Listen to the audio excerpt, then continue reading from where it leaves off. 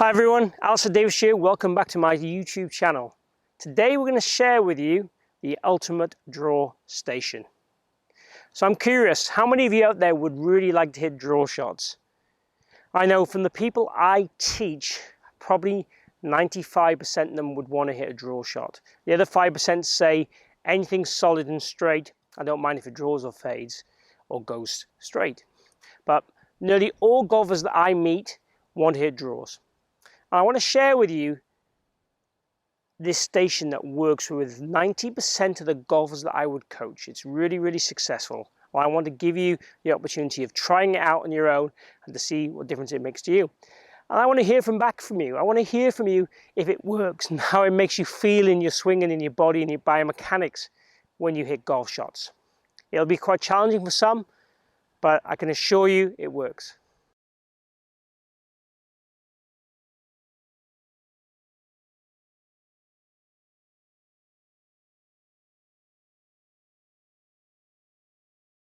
So what we've got, garden rod.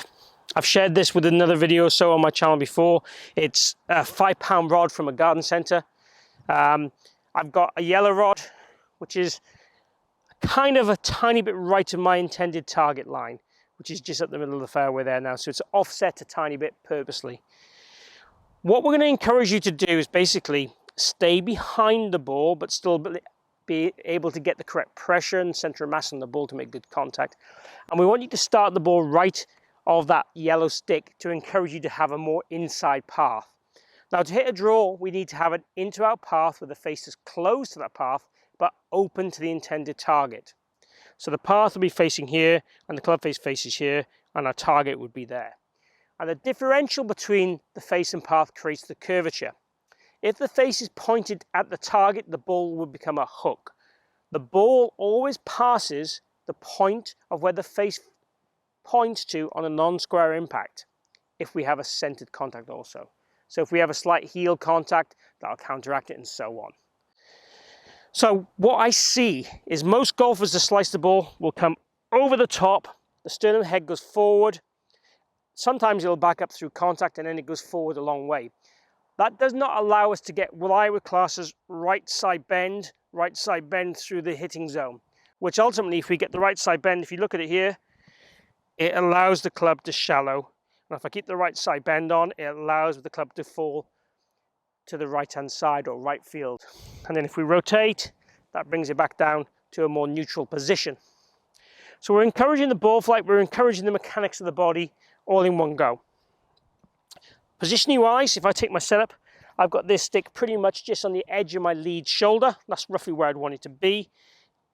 And I'm going to try and hit shots now and try and stay behind that. But I feel like I'm getting my hips kind of close to that. I want to feel my hips have a little bit of lateralness and posting. The upper body's going to feel like it's extended, but I have this right side bend. So I want my eye line to be close to that same line at the top of the swing as well. Okay, so that's the ultimate. If we're close to it but not quite there, I'm not so worried. But just staying behind this and starting the ball to the right is what we're looking to achieve. Let's try it.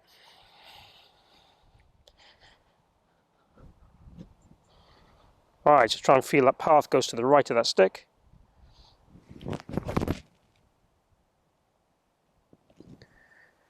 So achieved it pretty much. I think the start line was pretty close to the stick. I might have another little go see if we can do a better job. The contact was poor, but I was really concentrating on staying behind the stick and trying to get that rotation. Let's have another go see if we can do a better job of it. So, go two. Let's see if we can get the path a little bit more to the right as we get a better contact as well, hopefully. Yeah, that one was pretty good. So that one had a bit of draw in it.